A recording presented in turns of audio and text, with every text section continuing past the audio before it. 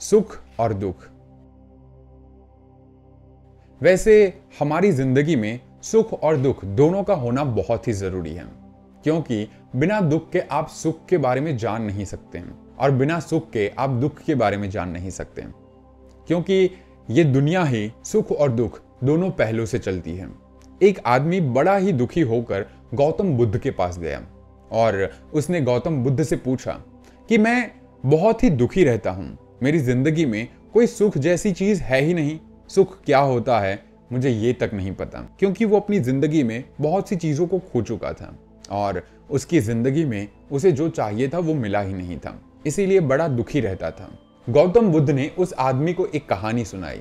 उन्होंने कहा कि एक गांव था जहां पर एक इंसान रहता था जिसको कहीं ना कहीं कुछ चीजें खरीदने का बड़ा शौक था।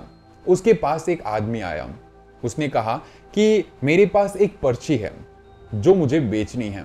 अब इस पर्ची को कोई ले नहीं रहा था। उसने सोचा कि मैं इस पर्ची को रख लेता हूं, लेकिन उसने उस पर्ची में क्या लिखा था वो देखा ही नहीं। उस पर्ची में लिखा था सदा ना रहे। अब सदा ना रहे इसका मतलब कोई जानता नहीं था इसकी कीमत क्या हो सकती है। उसने कुछ पैसे देकर उसको खरीद लिया और उसे अपनी पगड़ी में बांध लिया। और कुछ दिनों के बाद जब लोगों ने देखा कि ये इंसान बहुत ज्यादा पैसे कमा रहा है, बहुत ज्यादा आगे बढ़ रहा है, तो उसकी शिकायत राजा से कर दी और राजा ने बिना कुछ सोचे समझे उस इंसान को जेल में डाल दिया।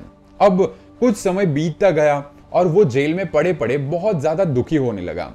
वो सोचने लगा कि ऐसा तो मैंने क्या ही कर दिया दुनिया के लिए, ऐसा तो मैंने क्या ही कर दिया इस गांव के लिए कि लोग मुझे इतना बुरा समझते हैं, इतना मुझे कोसते हैं, और मैंने ऐसी कोई बड़ी गलती भी नहीं की। तब उसने वो जो पर्ची थी वो निकाली, उसमें लिखा हुआ था सदा ना रहे, और उसने बहुत उसे ध्यान से पढ़ा। उसके बाद उसको समझ आया कि जो भी दुख होता है वो सदा रहता नहीं है और जो भी सुख होता है वो भी नहीं रहता, और ये आप पर निर्भर करता है कि आप अपने सुख को पकड़े बैठोगे या फिर अपने दुख को।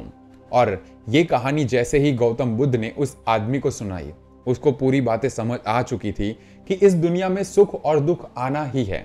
हमें ये समझना चाहिए जैसे सुख चला गया वैसे ही दुख भी चला जाएगा। तो ज्यादा दिन तक दुखी रहने से हमें कुछ नहीं मिलने वाला, हमें ज्यादा से ज्यादा उसी से दर्द होगा।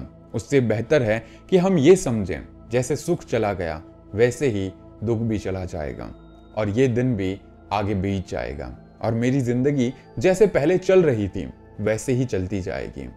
और हमारी जिंदगी में जब भी दुख आए हमें ये सोचना है कि क्यों ये दुख है, क्या मेरी कोई गलती थी, क्या मैंने कोई गलती की थी, और उसी को देखकर हमें आगे बढ़ते रहना है।